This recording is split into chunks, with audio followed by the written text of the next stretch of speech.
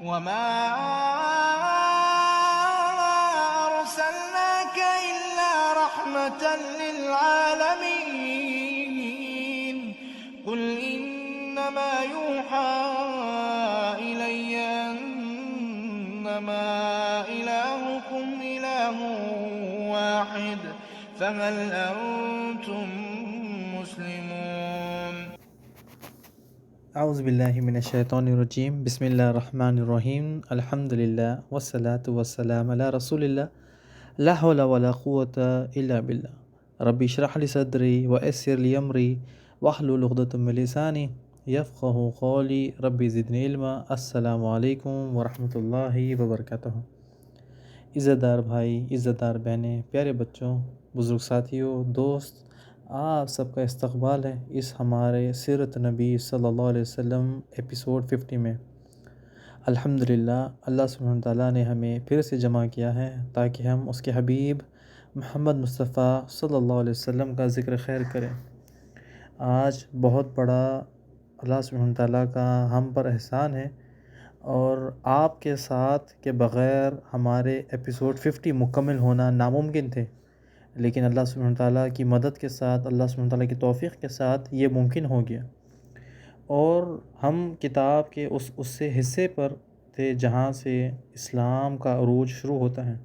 اب یہاں سے دین اسلام دنیا کے کونے کونے میں پھیلتا ہے۔ لاسٹ ایپیسوڈ میں آپ نے سنا تھا کہ مکہ کے قریش جو ابھی تک اسلام میں داخل نہیں ہوئے، لیکن بعد میں سے کچھ سردار اسلام قبول کرتے ہیں، لیکن ابھی وہ شیطان کے راستے پہ چل رہے تھے، بت مورتی کی پوجا کر رہے تھے۔ اب ان کی سوچ، وہ فکر، وہ تڑپ رہے تھے کہ اگر مسلمان طاقتور بن گئے تو پھر جو ہماری تجارت ہے مکہ سے شام، شام سے یمن، تو وہ کبھی بھی ہمارے قافلے پر، ہمارے گروپس پر، وہ ہماری تجارت پر حملہ کر دے اور وہ اپنے پاس قبضے میں لے لے۔ یعنی اگر ہماری تجارت بند ہو گئی تو پھر ہم بھوکے مر جائیں گے۔ یعنی مکہ میں نہ کوئی چاول کی کھیتی تھی، نہ کوئی گیہوں کی کھیتی، نہ کوئی پھل، نہ کوئی سبزی۔ یہ تمام چیزیں تو وہ باہر سے لے کر آتے خرید کے تجارت کے ذریعے۔ لیکن اب مکہ والوں کو پتہ تھا کہ اگر ہماری تجارت پر کوئی اگر آ کر بیٹھ جائے گا تو پھر ہم فقیر بن جائیں گے، اور خاص کر وہ مسلمان جو ہمیں اپنا دشمن سمجھتے ہیں، اگر وہ ہماری تجارت پر حملہ کر دے یا تجارت کے راستے پر بیٹھ جائے تو پھر ہم اپنے لوگوں سے کیسے لڑیں۔ یعنی مکہ کے قریش یہی سوچ کر اسی سوچ میں ڈوبے رہے کہ اگر جب مدینہ میں مسلمانوں کی تعداد بڑھ گئی، اور اب وہ ان کی تعداد آہستہ آہستہ بڑھتے گئی، اب اس کے ساتھ وہ عربوں پر بھی غالب آ گئے، اور محمد صلی اللہ علیہ وسلم بھی جب ان کے ساتھ مل جائے تو ایک بہت بڑی طاقت جمع ہو جائے گی۔ بات آگے بڑھانے سے پہلے سب سے پہلے آپ سے ایک سوال ہے، کیونکہ ابھی ہمارا ایپیسوڈ 50 چل رہا ہے، تو ہم سوچتے ہیں کہ کسی ہمارے بھائی بہنوں کو تحفہ دیں، تو آپ سے سب سے پہلے سوال کر لیتے ہیں کہ سوال کا جواب آپ کو کہاں لکھنا ہے؟ کمنٹس میں۔ تو سوال نمبر یہ ہے ایک، کہ محمد صلی اللہ علیہ وسلم کا یہ کون سا نبوت کا سال چل رہا تھا؟ یعنی ابھی ہم ایپیسوڈ 50 میں رسول اللہ صلی اللہ علیہ وسلم کا نبوت کا کون سا سال چل رہا تھا؟ یعنی آپ صلی اللہ علیہ وسلم کی عمر نہیں لکھنی ہے، نبوت کا سال، یعنی آپ صلی اللہ علیہ وسلم کو نبوت مل کر کتنے سال ہو گئے آج تک، یعنی ابھی جو ہم ایپیسوڈ میں چل رہے ہیں۔ آگے بڑھتے ہیں، اور انشاءاللہ ونر کا نام آخری میں موقع ملتا ہے تو اناؤنس کریں گے، ورنہ ہم اگر لیٹ نہ ہو تو پھر اگلے ایپیسوڈ میں جائیں گے۔ مکہ والوں کی پریشانی، ٹینشن بڑھ رہی تھی کہ محمد صلی اللہ علیہ وسلم کے جو صحابہ تھے وہ تو چلے گئے، لیکن محمد صلی اللہ علیہ وسلم یہاں پر ہے۔ ایک بار اگر محمد یہاں سے چلے جائے، اگر وہ ایک بار ہمارے ہاتھ سے نکل گئے تو سمجھیے بازی نکل گئی صلی اللہ علیہ وسلم۔ اگر ہمیں دین اسلام کو مٹانا ہے تو پھر محمد صلی اللہ علیہ وسلم کو دبانے کا، انہیں پکڑنے کا یہ سب سے اچھا موقع ہے۔ اب نہ ان کے ساتھی ہیں، نہ ان کے دوست ہیں، سب تو مدینہ چلے گئے، بس وہ اور کچھ مسلمان یہاں پر موجود ہیں۔ اب ہمیں جو بھی کرنا ہے جلد سے جلد فیصلہ لینا ہے اور اس پر عمل بھی کرنا ہے کہ محمد کا ہم کیا کریں، محمد کے بارے میں کون سا فیصلہ ہم جلد سے جلد کریں صلی اللہ علیہ وسلم۔ مکہ والے خود گواہی دیتے ہیں کہ محمد صلی اللہ علیہ وسلم سمجھدار، اور ان کے اندر ایک لیڈر کی سکلز ہے، یعنی ایسا شخص ہے صلی اللہ علیہ وسلم جو کسی بھی قوم کو آرام سے لیڈ کر سکتا ہے. یعنی اگر وہ مدینہ چلے جائے اور مدینہ میں ان کے ساتھ خود مکہ کے مسلمان ہیں اور مدینہ کے اوس اور خزرج یہ دونوں قبیلے آپ صلی اللہ علیہ وسلم کے ساتھ ساتھ ہیں. اب اگر مدینہ میں چلے جائے تو ایک بہت بڑی طاقت بن جائے گی. اس سے پہلے ہمیں یہ ہے کہ محمد صلی اللہ علیہ وسلم کو کس طرح سے یہاں پر روکے. دارالندوہ میں میٹنگ شروع ہوتی ہے اور اس میٹنگ میں ابلیس بھی آتا ہے. آپ کو یاد ہوگا کہ ہم نے پچھلے ایپیسوڈ میں جانا تھا کہ ابلیس بھی اس میٹنگ میں آتا ہے انسانی شکل میں. تاریخ کی سب سے بڑی میٹنگ. یعنی اگر آپ یہ دیکھیں کہ رسول کا قتل یعنی کتابوں کے پنوں میں اس تاریخ کو درج کیا گیا ہے. یعنی ہر کسی محرخ نے یعنی ہر کسی کتاب کا رائٹر نے اس سے ٹاپک کو اپنی کلاس اپنی جو بک ہے اس کا ہیڈ لائن بنایا. کیوں رسول کا قتل اتنا امپورٹنٹ ہے. یعنی اس واقعے کو جاننا سننا سمجھنا یاد کرنا ہمارے لیے ضروری ہے کہ رسول کا قتل. کیا آج تک ہم نے سنا ہے کہ کوئی رسول کو کسی قوم نے قتل کیا ہے؟ یعنی دیکھیے کہ رسول کو قتل کرنا اگر ہے تو پھر کیا کسی قوم نے کسی رسول کو قتل کیا؟ اگر ہم قرآن مجید میں دیکھیں کہ اللہ سبحانہ وتعالیٰ فرماتا ہے کہ قوموں نے اپنے نبیوں کو قتل کیا. نبیوں کو، رسول کو نہیں. لیکن اب بات چل رہی ہے رسول کو ختم کرنے کی. کیا آج تک کسی قوم نے رسول کا قتل کیا؟ بالکل نہیں. بالکل کسی قوم نے آج تک رسول کو قتل نہیں کیا. ہاں نبیوں آتے ہیں، نبی کو یا تو ان کے ہاتھ کاٹ دے یا ان کو گلا کاٹ دے یا انہیں قید کر دے یا تو پھانسی دے دے یا ان سے جنگ کرے. یہ تمام چیزیں تو ہوتے رہتی ہیں نبیوں کے ساتھ، لیکن رسول کے ساتھ آج تک ایسا نہیں ہوا. اگر مثال دے دوں میں آپ کے ساتھ، ہم قرآن مجید میں بھی پڑھتے رہتے ہیں. قرآن کی آیاتوں میں اللہ سبحانہ وتعالیٰ فرماتا ہے کہ قوم نے نبیوں کو قتل کیا. نبیوں کو قتل کیا یعنی ایک نبی یا دو نبی یا کسی طرح سے آتے ہیں تو نبی پر حملہ کرتے ہیں، نبی کے ساتھ جنگ کرتے ہیں یا پھر نبی کو قتل کرتے ہیں. لیکن کسی بھی رسول کا آج تک قتل نہیں ہوا. اگر مثال میں آپ کو دوں کہ ہمارے سامنے نوح علیہ السلام. نوح علیہ السلام کے بارے میں ہم جانتے ہیں کہ نوح علیہ السلام کو ان کی قتل نہیں ہوا، ان کا قوم ان کے پیچھے تھی. وہ کشتی والا واقعہ، یہ تمام واقعات ہم نوح علیہ السلام کے بارے میں جانتے ہیں. ایسے ہی مثال کے طور پر ابراہیم علیہ السلام، یعنی نوح علیہ السلام رسول ہے، ابراہیم علیہ السلام بھی رسول ہے. یعنی ابراہیم علیہ السلام کو آگ میں ڈالا گیا. یعنی ان کے پیچھے سازشیں کرنے لگے کہ ان کا ہم قتل کر دیں گے. یعنی آگ لگائی اور آگ میں ان کو ڈھکیل دیا. لیکن رسول کا قتل ناممکن تھا. یعنی پہلے بھی اور آگے بھی، اور جہاں سے آپ صلی اللہ علیہ وسلم کے بارے میں بھی ہم آگے جا کے جانیں گے. یعنی رسول کا قتل یعنی دنیا کا دستور، دنیا کا نظام چینج ہو سکتا ہے. یعنی جو قدرت ہے وہ بدل سکتی ہے. یعنی اللہ سبحانہ وتعالیٰ کا دستور بدل جاتا ہے. جیسے ابراہیم علیہ السلام کو آگ میں ڈال دیا. آگ میں ڈالنے کے بعد آگ کا کام کیا ہے؟ جلانا. یعنی اگر آگ کے اندر کوئی بھی انسان چھلانگ لگا دے تو بہت کم وہ زندہ واپس آتے ہیں.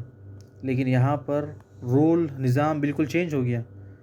اللہ سبحانہ وتعالیٰ نے آگ کو حکم دے دیا. جب آگ کے اندر ابراہیم علیہ السلام کو پھینکا گیا تو وہ آرام سے زندہ بھی تھے اور مزے بھی لے رہے تھے اور مزے سے واپس بھی آئے. یہاں پر اللہ سبحانہ وتعالیٰ کا جو رول تھا وہ ٹوٹ گیا، جو نظام تھا وہ بدل گیا. یعنی رسول کو قتل کرنا ناممکن. یعنی اللہ سبحانہ وتعالیٰ کی تقدیر میں جو لکھا ہے کہ رسول کو موت آنا یا قتل آنا ہے، جو کرنا ہے وہ اللہ سبحانہ وتعالیٰ کی مرضی. لیکن یہاں پر جو کفار ہے، جو کافر ہے، وہ کتنی بھی سازشیں کر لے رسول کو قتل کرنے کی، لیکن نوح علیہ السلام، ابراہیم علیہ السلام، ایسے ہی موسیٰ علیہ السلام. آپ کو یاد ہوگا کہ موسیٰ علیہ السلام کے بارے میں بھی ہم جان کر آئے تھے کہ فرعون نے اپنا تمام لشکر لے کر موسیٰ علیہ السلام اور ان کی قوم کے پیچھے لگ گیا. اب یہاں پر بھی اللہ سبحانہ وتعالیٰ کا نظام بدل گیا، رول بدل گیا، چینج ہو گیا. یعنی پانی میں راستہ بن گیا. موسیٰ علیہ السلام نے لاٹھی کو پانی میں مارا اور پانی راستہ دے دیا. یعنی فرعون اللہ کا دشمن رسول کا قتل کرنے کے لیے نکلا، رسول کے پیچھے تھا، لیکن اللہ سبحانہ وتعالیٰ نے پانی کو ہٹا دیا اور راستہ بنا دیا. اگر آج ہم سنیں کہ اسٹوریوں میں ایسا ہوتا ہے یا فلاں ہوتا ہے تو ہم سوچ بھی نہیں سکتے. دنیا کی کئی طاقتیں مل کر سمندر کے اندر راستہ نہیں بنا سکتے، لیکن اللہ سبحانہ تعالیٰ نے یہ کر دیا رسول کے لیے، یعنی بتا دیا کہ رسول کو قتل کرنا ناممکن ہے۔ ایسے ہی ایک بہت بڑی مثال ہمارے لیے عیسیٰ علیہ السلام ہے۔ لوگوں نے عیسیٰ علیہ السلام یعنی اللہ کے رسول کو قتل کرنے کے لیے سولی پر لگا دیا، لیکن یہاں پر دیکھ لے اللہ سبحانہ تعالیٰ کا رول چینج ہو گیا۔ اللہ سبحانہ تعالیٰ جو چاہے وہ کرتا ہے، یعنی وقت کے رسول کا قتل، یہاں پر اللہ سبحانہ تعالیٰ کا نظام رول چینج ہو گیا۔ زندہ عیسیٰ علیہ السلام کو آسمان پر اٹھا لیا، یعنی عیسیٰ علیہ السلام آج بھی دنیا میں آج بھی موجود ہے آسمان پر، اور وہ انشاءاللہ آگے آئیں گے۔ یعنی یہ ہمیں سبق مل رہا ہے اس میں کہ رسول کا قتل کرنا ناممکن، یعنی اللہ سبحانہ تعالیٰ کی طرف سے موت ہے، جب موت ہے تو لیکن حق ہے۔ لیکن یہاں پر ہمارے لیے مثال ہے نوح علیہ السلام، ابراہیم علیہ السلام، موسیٰ علیہ السلام، عیسیٰ علیہ السلام۔ وقت کے رسول کو قتل کرنا یہ معمولی بات نہیں ہے، اسی لیے ابلیس یہاں پر آتا ہے۔ یہ اتنی بڑی میٹنگ میں ابلیس کا آنا کا مقصد یہ ہے کہ وقت کے رسول کو قتل کرنا، یعنی ابلیس کی بھی یہی سوچتی کہ لوگ کسی طرح رسول اللہ کا قتل کر دیں، اور جب رسول اللہ کے پاس چلے جائے تو جب تک یہ لوگ دنیا میں ہیں، جب تک ابلیس ان کو بھٹکا سکتا ہے بھٹکائے اور انہیں جہنم میں لے جائے۔ اب فوراً دارالندوہ میں میٹنگ شروع ہوتی ہے، بحث شروعات ہوتی ہے۔ سب سے پہلے ایڈوائز آتی ہے کہ محمد صلی اللہ علیہ وسلم کو جلا وطن کر دیں، لیکن آپ کو پتہ ہوگا کہ ابلیس نے کیا کہا، منع کر دیا، یہ رائے میرے نزدیک اچھی نہیں ہے۔ پھر اس کے بعد دوسری ایڈوائز آئی کہ محمد صلی اللہ علیہ وسلم کو قید کر لیتے ہیں، کہ قید کر کے انہیں زنجیروں میں بیڑیوں میں جکڑ لیتے ہیں اور باہر سے دروازہ بند کر دیتے ہیں۔ آپ صلی اللہ علیہ وسلم اسی کے اندر یا تو مر جائے یا پھر کچھ بھی ہو جائے، ہمیں اسے لینے دینا کوئی نہیں ہے۔ پھر تیسری ایڈوائز آتی ہے ابو جہل کے ساتھ کہ محمد صلی اللہ علیہ وسلم کو قتل کر دو۔ ابو جہل کا مشورے پر ابلیس بہت خوش ہوا، کہنے لگا یہ سب سے اچھا مشورہ ہے، یعنی ابو جہل کا مشورہ سب سے اچھا مشورہ ہے۔ پھر اس کے بعد مکہ کے جو تمام سردار تھے اس بات پر راضی ہو جاتے ہیں کہ محمد صلی اللہ علیہ وسلم کو قتل کریں گے، لیکن ابو جہل نے جو مشورہ دیا تھا، آپ کو یاد ہوگا ہم پچھلے ایپیسوڈ میں پڑھ کر آئے ہیں کہ محمد صلی اللہ علیہ وسلم کا قتل کرنے کے لیے 11 بڑے بڑے قبیلوں کو منتخب کرتے ہیں، یعنی 11 بڑے بڑے مضبوط طاقتور قبیلے، اور ایسے قبیلے جن کے پاس قوت طاقت زیادہ ہے، اور ان ہر قبیلے میں سے ایک ایک شخص کو ہم چوز کر لیں گے، ایک ایک قبیلے میں سے ایک ایک نوجوان ایک ایک شخص کو ہم چوز کر لیں گے، چن لیں گے۔ وہ ایک ساتھ 11 لوگ محمد پر وار کریں گے اور ایک ہی وار میں محمد صلی اللہ علیہ وسلم کا کام تمام کر دیں گے۔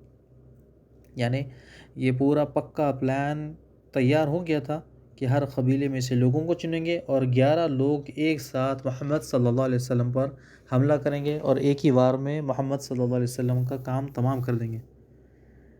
اس سے پہلے آپ نے سنا ہوگا کہ مکہ میں ابو بکر رضی اللہ تعالیٰ عنہ، علی رضی اللہ عنہ دونوں موجود ہیں، یعنی رسول اللہ صلی اللہ علیہ وسلم نے ان دونوں کو روک لیا تھا، لیکن تمام باقی کے صحابہ چلے گئے لیکن یہ 2 لوگ رکے ہوئے ہیں۔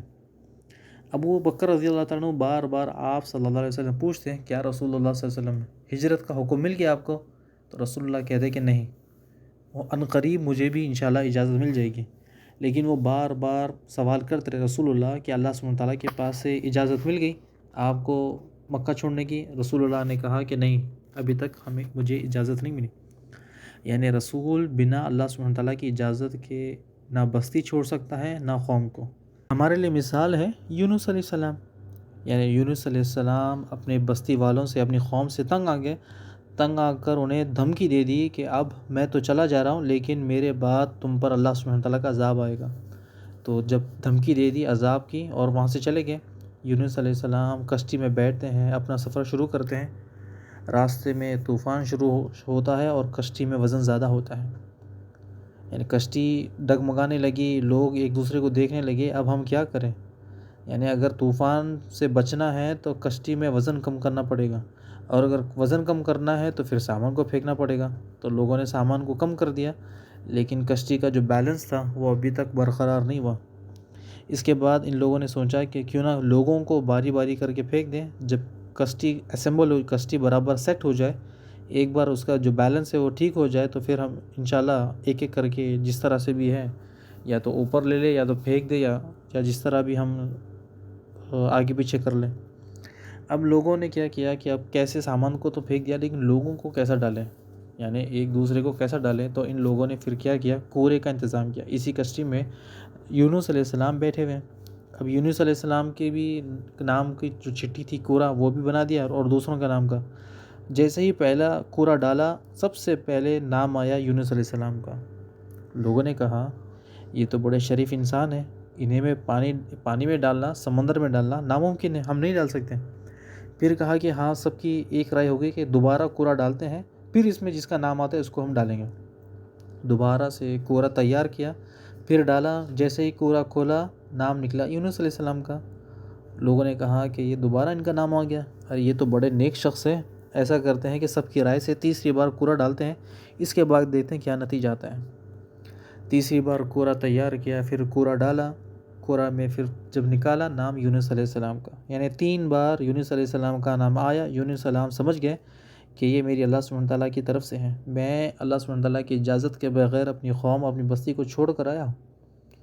اب ایک جگہ آتا ہے کہ یونس علیہ السلام نے پانی میں چھلانگ لگا دی، اور ایک جگہ آتا ہے کہ ان لوگوں نے پکڑ کر یونس علیہ السلام کو پانی میں پھینک دیا۔ جیسا ہی یونس علیہ السلام پانی میں گرتے ہیں، ویل فش آتی ہیں جو بڑی مچھلی ہوتی ہے، وہ آتی ہیں اور یونس علیہ السلام کو نکل جاتی ہے۔ یونس علیہ السلام مچھلی کے پیٹ میں، مچھلی آپ کو تو پتہ ہوگا جو ویل مچھلی ہے، یعنی یونس علیہ السلام مچھلی کے پیٹ میں۔ مچھلی کہاں جا رہی ہے؟ مچھلی گہرائی میں جا رہی ہے۔ مچھلی کہاں؟ پانی کے اندر، گہرائی میں، پانی کے اندر۔ اب اس گہرائی میں سمندر میں یونس علیہ السلام چلے گئے۔ اب یہ یاد ہوگا کہ آپ کو یونس علیہ السلام نے اللہ سبحانہ تعالیٰ سے دعا بھی کی اور اللہ سبحانہ تعالیٰ سے معافی بھی مانگی، اور اللہ سبحانہ تعالیٰ نے یونس علیہ السلام کو معاف بھی کر دیا۔ یونس علیہ السلام کا، ان کی قوم کا واقعہ آپ لوگوں نے پہلے بھی سنا ہے، بس میں ایک بار یاد دلا دوں کہ کیا ہوا ایک رسول کے ساتھ، کیا ہوا ایک نبی کے ساتھ۔ یعنی یونس علیہ السلام نے مچھلی کے پیٹ کا اندھیرا، پھر سمندر کا اندھیرا، وہ مچھلی تل کے اندر چلی جاتی ہے، وہ تل کا اندھیرا، اور اس اندھیرے میں اللہ سبحانہ تعالیٰ سے معافی مانگی اور اللہ سبحانہ تعالیٰ نے انہیں معاف کر دیا۔ اب ان کی قوم کا کیا ہوا واقعہ آپ نے سنا ہوگا۔ یونس علیہ السلام کی ایک واحد قوم ہے جن کے اوپر عذاب بھی آیا، یعنی ایک بار جب اللہ سبحانہ تعالیٰ کا عذاب آتا ہے تو وہ رکتا نہیں ہے، اس بستی کو، ان لوگوں کو تباہ کر کے چلا جاتا ہے۔ لیکن یونس علیہ السلام کی ایک واحد قوم ہے جن کے اوپر عذاب آیا، قوم نے عذاب کو دیکھا اور یقین کر لیا کہ بے شک یونس علیہ السلام کی باتیں سچی تھیں۔ اسی وقت قوم کے لوگوں نے اللہ سبحانہ تعالیٰ سے معافی مانگی اور اللہ سبحانہ تعالیٰ نے انہیں معاف بھی کر دیا، اور قوم کے اوپر جو عذاب تھا وہ ٹل گیا۔ یعنی اللہ سبحانہ تعالیٰ کی قدرت ہے کہ ایک بار جب عذاب آتا ہے تو پھر وہ پورا ہوتا ہی ہے۔ لیکن ایسی قوم کے اوپر عذاب بھی آیا، ان لوگوں نے عذاب کو دیکھ بھی لیا اور عذاب وہاں سے کینسل بھی ہو گیا۔ یہاں اس قوم کو اللہ سبحانہ تعالیٰ نے ہدایت دی اور یونس علیہ السلام کو مچھلی کے پیٹ سے باہر نکالا۔ وہ دعا آپ کو یاد ہوگی، لا الہ الا انت سبحانک انی کنت من الظالمین۔ یعنی جب اللہ سبحانہ تعالیٰ نے یونس علیہ السلام کو مچھلی کے پیٹ میں ڈال دیا، یعنی مچھلی نے ان کو نگل لیا، تو یونس علیہ السلام نے مچھلی کے پیٹ سے دعا کی کہ یا رب، تیرے سوائے کوئی معبود برحق نہیں، تو پاک ہے اور قصوروار میں ہوں، میری غلطی ہے۔ ٹاپک پر آتے ہیں، یعنی اب ابو جہل کی بات چل رہی تھی کہ ابو جہل نے رسول اللہ صلی اللہ علیہ وسلم کو مکہ چھوڑنے سے پہلے انہیں پکڑنا تھا، یا تو ان کو قتل کرنا تھا، یا کسی طرح سے رسول اللہ صلی اللہ علیہ وسلم کا کام تمام کرنا تھا۔ اور رسول اللہ صلی اللہ علیہ وسلم سے ابو بکر رضی اللہ عنہ پوچھتے رہتے کہ یا رسول اللہ، آپ کو ہجرت کی اجازت مل گئی؟ آپ نے کہا کہ ابھی عنقریب مجھے مل جائے گی انشاءاللہ۔ اس کے بعد ابو جہل اور باقی ساتھی یہ پلان کو پورا کرنے کے لیے، اس کا انتخاب کرنے کے لیے، اس کو رسول اللہ صلی اللہ علیہ وسلم کو قتل کرنے کے لیے پوری پلاننگ کر بیٹھ گئے۔ یعنی اب روزمرہ کے جو کام تھے اس میں لگ گئے، یعنی لوگوں سے بات چیت کرنا، لوگوں پر ظلم کرنا، خرید و فروخت، بازار میں جانا، گھومنا پھرنا، یہ تمام چیزیں، تاکہ رسول اللہ صلی اللہ علیہ وسلم کو یا کسی کو شک نہ ہو جائے کہ ہم نے یہ پلان بنا لیا کہ اب ہمیں ڈیلی والے روٹین والے جو کام ہیں وہ کام کرنے ہیں۔ یعنی محفل میں بیٹھنا ہے، لوگوں سے تقریر کرنا ہے، لوگوں کو نصیحت دینا ہے، لوگوں سے مشورے لینا ہے، غریبوں کو ستانا ہے، مسکینوں کو ڈرانا ہے، کمزوروں پر ظلم کرنا ہے، یہ تمام چیزیں روزمرہ کی. لیکن اندر ہی اندر پلان بن گیا تھا کہ رسول اللہ صلی اللہ علیہ وسلم کا قتل کرنا ہے. اب یہ جو دن پایا تھا کہ اب کیا کریں، یعنی دن پہ دن گزر رہے ہیں، ایک ایک دن ایک ایک لمحہ گھنٹے سالوں کی طرح گزر رہے تھے. تو پھر ابو جہل اور لوگوں نے کہا کہ آج یہ رات محمد صلی اللہ علیہ وسلم کو قتل کرنا ہے، یعنی فلاں فلاں وقت میں رسول اللہ صلی اللہ علیہ وسلم کو ہم قتل کریں گے، اور فلاں فلاں شخص جو 11 لوگ 11 قبیلے کے لوگ ایک ہی وار میں محمد صلی اللہ علیہ وسلم کو قتل کریں گے. جاہلوں کا سردار ابو جہل نے یہ فیصلہ کیا کہ ہم محمد صلی اللہ علیہ وسلم کے گھر کے باہر ٹھہریں گے اور انہیں قتل کریں گے. یعنی ایک شخص کی روٹین ہے، ہر کسی کو پتہ ہے کہ ایک شخص کی روٹین کیا ہے، کہ جیسے محمد صلی اللہ علیہ وسلم کی روٹین تھی کہ آدھی رات کو، یعنی رات کے آخری حصے میں وہ تہجد پڑھتے، یعنی عشاء کی نماز کے بعد سو جاتے اور آخری حصے میں اٹھتے اور تہجد کے لیے کعبے کے سامنے جا کر نماز پڑھتے ہیں. اب سب لوگوں کو پتہ تھا کہ محمد اس وقت نکلتے ہیں صلی اللہ علیہ وسلم اور ہم ان پر وار کریں گے. پلان بن گیا تھا، 11 لوگوں کو جمع کر لیا تھا، یہ تمام چیزیں کہ ہم رات میں جا کر محمد صلی اللہ علیہ وسلم کے گھر کے باہر ٹھہر جائیں گے. اب یہ مکہ کا سب سے بڑا بدماش، بدتمیز، جاہلوں کا سردار، جاہلوں کا سب سے بڑا جاہل ابو جہل، اب وہ اگر وہ چاہتا تو محمد صلی اللہ علیہ وسلم کو گھر میں بھی جا کر ان کے گھر میں گھس کے بھی قتل کر سکتا تھا. لیکن ان لوگوں کو شرم و حیا تھی، انہیں پتہ تھا کہ گھر میں گھسنا اچھی بات نہیں ہے، گھر میں عورتیں، بچے، بوڑھے، یہ سب چیزیں ہوتی ہیں، ان سب کا لحاظ کرتے تھے.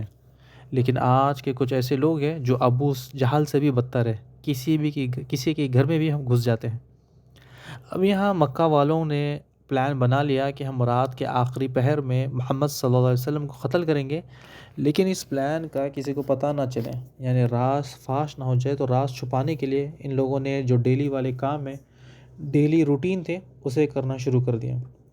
یعنی پیچھے پیچھے تلواریں بھی تیز کر رہے ہیں، اور یہ لوگ تلواریں تیز کر رہے تھے اور رسول اللہ صلی اللہ علیہ وسلم کے قتل کا پلان بنا رہے تھے. یعنی اس تلوار کا کام تھا کہ رسول کا قتل. یعنی رسول کی غلطی کیا تھی؟ یعنی وہ تو صرف ایک نیکی کی طرف دعوت دیتے ہیں، برائی سے روکتے ہیں. یعنی ان لوگوں نے رسول اللہ صلی اللہ علیہ وسلم کو قتل کرنے کا پلان بنا لیا. اور اگر کوئی مجرم تھا، کوئی برا شخص تھا، تو پھر لوگ کہتے ہیں کہ ہم بھی کہتے ہیں کہ ٹھیک ہے آپ فلاں فلاں کو قتل کر دے، ہمیں کوئی پرواہ نہیں، ہمیں کوئی مشکل نہیں، کیونکہ وہ محلے میں، گلیوں میں، شہروں میں لوگوں کو نقصان پہنچاتا ہے، لوگوں کو شر میں ڈالتا ہے. لیکن یہ خود گواہی دیتے ہیں کہ محمد صلی اللہ علیہ وسلم صادق اور امین ہے، اب انہی کا قتل کرنے کے لیے تلواریں تیز کریں. یعنی ہمیں یہ بات سمجھنی ہوگی، یہ تو بات ان کو سمجھ میں آئی نہیں اور وہ تو جہنم میں چلے گئے. لیکن ہمیں تو سمجھ میں آتا ہے کہ شیطان نے انہیں اور ہمیں کس طرح سے پھنسایا. سب سے پہلے اس نے ہمیں اللہ سبحانہ تعالیٰ کے خلاف کر دیا، رسول اللہ صلی اللہ علیہ وسلم کے خلاف کر دیا، اللہ کا دشمن بنا دیا، رسول اللہ صلی اللہ علیہ وسلم کا دشمن بنا دیا. یعنی ہم وہ کام کرتے ہیں جو نہ اللہ کو پسند ہے، نہ رسول اللہ صلی اللہ علیہ وسلم کو پسند ہے، حتیٰ کہ اس کے اوپر جرم بھی ہے، یعنی یہ کرنا جرائم ہے، یہ کرنا گناہ ہے، پھر بھی ہم وہ کام آسانی سے کر لیتے ہیں. یعنی چلے کافر تو چھوڑے، لیکن مسلمان آرام سے سود لے لیتا ہے، آرام سے غیبت کر لیتا ہے، آرام سے جھوٹ بول دیتا ہے، آرام سے چوری کر لیتا ہے، ہر چیز آرام سے کر لیتا ہے. یہ کون کروا رہا ہے؟ اسے تو شیطان یہ کام کروا رہا ہے. یعنی تمام حرام کام جو اللہ سبحانہ تعالیٰ نے منع کر دیے، وہ تو انسان آرام سے کر رہا ہے، اسے سمجھ میں نہیں، اسے پتہ ہی نہیں چل رہا ہے کہ یہ کام حرام ہے یا حلال. پھر آرام سے اپنی زبان سے کہتے ہیں کہ ہم اللہ اس کے رسول سے سب سے بڑھ کر محبت کرنے والے ہیں. تو سے بات چل رہی تھی کہ مکہ والوں نے یہ راز کو رکھا، راز کو فاش نہ ہو جائے، اسی لیے یہ کام کرنے کے لیے، یہ پلان بنانے کے لیے نہ کسی کو خبر دی، نہ کسی کو بتایا، یہ ڈیلی والے کام کر رہے تھے. اچھا، ان لوگوں نے تو اپنا راز بنا کر رکھا، لیکن یہ لوگ سمجھ رہے تھے کہ ہم اللہ کے رسول کے ساتھ مکر کر رہے ہیں، اللہ سبحانہ تعالیٰ کے ساتھ مکر کر رہے ہیں، اللہ اس کے رسول کے خلاف چال چل رہے تھے. لیکن اللہ سبحانہ تعالیٰ ان کے مکر کو خوب جانتا ہے، اللہ سبحانہ تعالیٰ اللہ سبحانہ تعالیٰ باخبر تھا ان کے کاموں سے. وہ قرآن مجید کی آیت ہے نا کہ سورہ عمران کی آیت نمبر 54 کہ ان لوگوں نے چال چلی، لیکن اللہ سبحانہ تعالیٰ خوب جانتا ہے ان کی چالوں کو۔ اب اللہ سبحانہ تعالیٰ ان کو دیکھ بھی رہا تھا، ان کو سن بھی رہا تھا، اور جو کام کرنے والے تھے اللہ سبحانہ تعالیٰ کو پتہ بھی تھا کہ یہ کیا کام کرنے والے ہیں۔ اب ان لوگوں نے دارالندوا میں تو فیصلہ کر دیا کہ ہم رسول اللہ صلی اللہ علیہ وسلم کا قتل کریں گے، لیکن یہاں اللہ سبحانہ تعالیٰ نے جبرائیل علیہ السلام کو بھیجا اور کہا جا کر کہہ دو رسول اللہ صلی اللہ علیہ وسلم سے کہ جبرائیل علیہ السلام آتے ہیں، کہتے ہیں کہ یا رسول اللہ صلی اللہ علیہ وسلم دارالندوا میں آپ کو قتل کرنے کی میٹنگ ہو گئی ہے، فلاں فلاں شخص فلاں فلاں سردار یہ تمام لوگ جمع ہو گئے اور اس بات پر اتفاق کر لی ہے کہ آج رات آپ کو قتل کر دیں گے۔ آپ کے پاس آج رات کا ہی وقت ہے، صبح سے پہلے پہلے آپ کو مکہ چھوڑ دینا ہے، یعنی صبح نکلنا نہیں ہے، صبح ہونے سے پہلے یعنی رات میں ہی آپ کو مکہ چھوڑ دینا ہے۔ کہ آپ صلی اللہ علیہ وسلم نے پوچھا کہ اللہ سبحانہ تعالیٰ نے مجھے اجازت دے دی ہجرت کی؟ تو جبرائیل علیہ السلام نے کہا کہ ہاں اللہ سبحانہ تعالیٰ نے آپ کو ہجرت کا حکم دے دیا ہے۔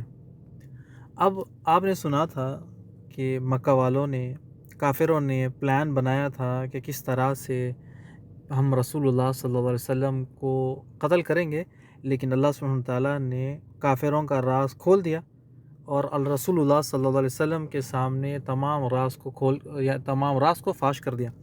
اب یہاں رسول اللہ صلی اللہ علیہ وسلم اور ابوبکر رضی اللہ عنہ کی پلاننگ آپ سنیں گے انشاءاللہ، یعنی اتنی زبردست پلاننگ تھی کہ قریش والوں کی پلاننگ کے سامنے کچھ نہیں تھا، یعنی ان کی پلاننگ بالکل فیل ہو گئی۔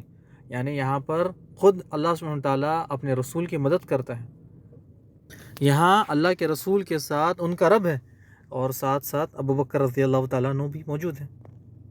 جیسے ہی جبرائیل علیہ السلام رسول اللہ صلی اللہ علیہ وسلم کو خبر دیتے ہیں کہ اللہ سبحانہ تعالیٰ نے آپ کو ہجرت کی اجازت دے دی، آپ سیدھے ابوبکر رضی اللہ عنہ کے گھر کی طرف جاتے ہیں۔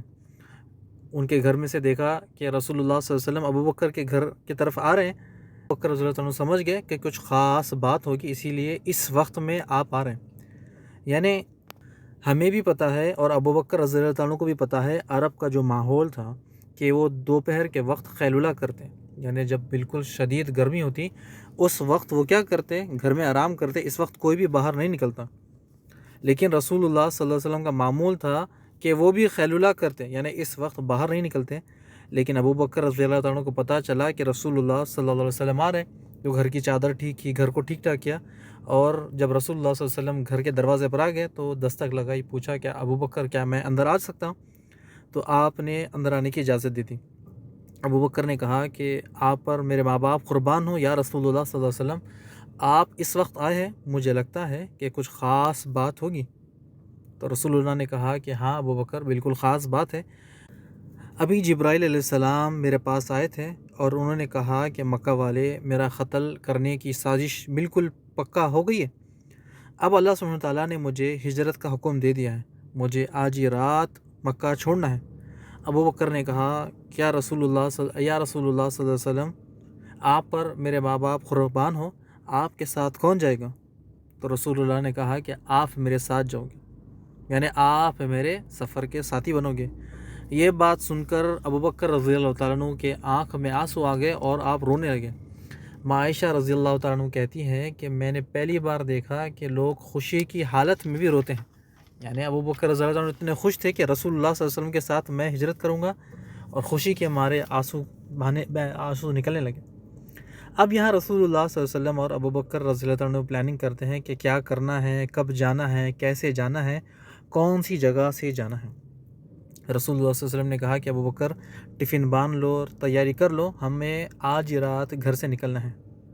ایک جگہ کفار کی پلاننگ اور ایک جگہ رسول اللہ صلی اللہ علیہ وسلم اور ابوبکر رضی اللہ عنہ کی پلاننگ، یعنی کافروں نے اتنی پلاننگ کرنے کے بعد بھی رسول اللہ صلی اللہ علیہ وسلم کو پکڑا ہی نہیں، ان کو پکڑ ہی نہیں پائے، نہ دیکھ پائے۔ یہاں پر ایک جگہ رسول اللہ صلی اللہ علیہ وسلم کا امتحان بھی آ گیا۔ اللہ سبحانہ تعالیٰ نے آپ کو حکم تو دے دیا کہ آپ کو آج ہی رات نکلنا ہے، لیکن کفار تو آپ کے سر پہ بیٹھے ہیں، یعنی ان کے سامنے سے نکلنا ہے، اگر پکڑ لے تو قتل کر دے، تلوار چلا دے یا کوئی آپ کو زخم پہنچا دے۔ لیکن اللہ سبحانہ تعالیٰ نے کہا کہ آپ کو نکلنا ہے ان کے سامنے سے، تو پھر آپ کو نکلنا ہی۔ یہ آپ صلی اللہ علیہ وسلم کا ایمان تھا کہ جب اللہ نے حکم دے دیا آپ کو نکلنے کا تو آپ نکل گئے، یعنی رسول اللہ صلی اللہ علیہ وسلم کون؟ اللہ کے رسول لوگ کیا کرنے والے ہیں؟ رسول اللہ کو قتل کرنے کے لیے، یعنی بالکل گھر کے باہر بالکل ساتھ بیٹھے، بالکل سر پر ہے، لیکن یہاں پر اللہ کے رسول کے ساتھ ساتھ کون ہے؟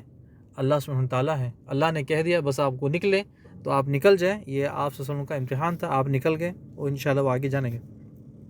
یعنی کفار کی آنکھوں کے سامنے سے آپ صلی اللہ علیہ وسلم نکلتے ہیں۔ اب رسول اللہ صلی اللہ علیہ وسلم اور ابو بکر رضی اللہ عنہ ساتھ ساتھ میٹنگ کرتے ہیں کہ ہم کیا کریں گے، کیسے کریں گے۔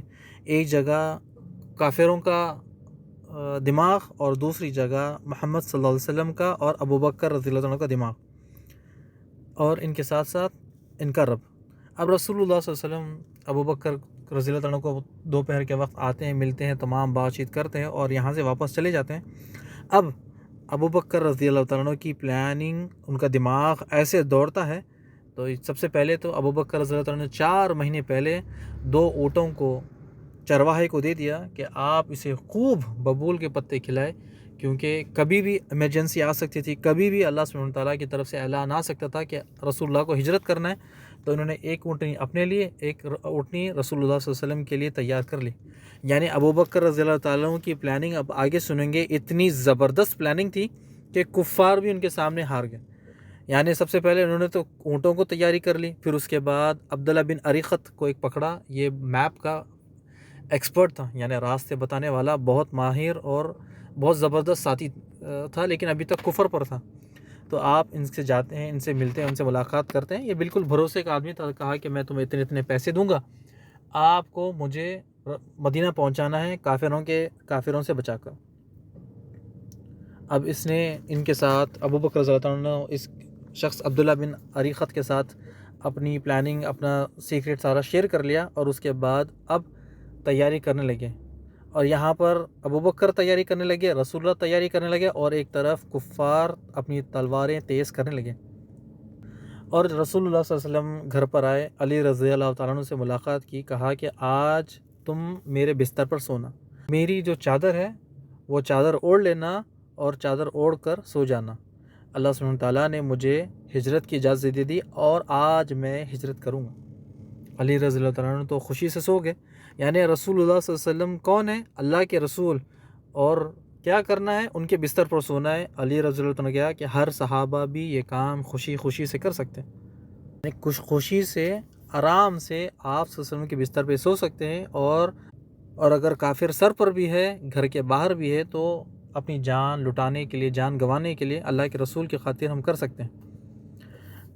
اب یہاں رسول اللہ صلی اللہ علیہ وسلم نے علی رضی اللہ عنہ سے کہا کہ علی، مکہ میں جو مکہ کے لوگ ہیں ان کی امانتیں میرے پاس ہیں، تم ان لوگوں کو ان کی امانتیں دینا اور دے کر فوراً واپس مدینہ آ جانا۔ یاد رکھنا یہ جو امانتیں ہیں کل ان کو واپس کرنا، کل انہیں دینا۔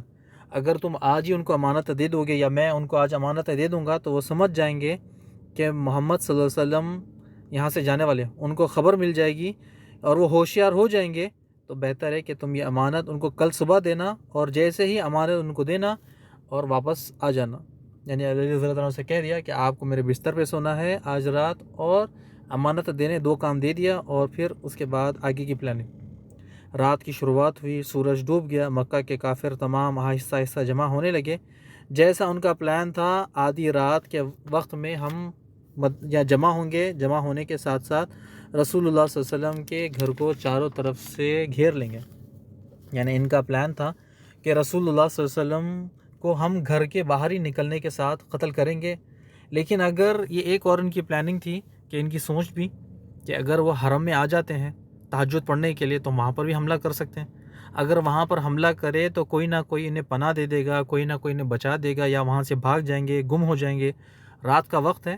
تو سب سے اچھا پلان تھا کہ ہم رسول اللہ صلی اللہ علیہ وسلم کے گھر کا محاصرہ کر لیتے ہیں، دائرہ بنا لیتے ہیں، جیسے ہی وہ گھر کے باہر نکلے ایک ہی وار میں انہیں قتل کر دیتے ہیں۔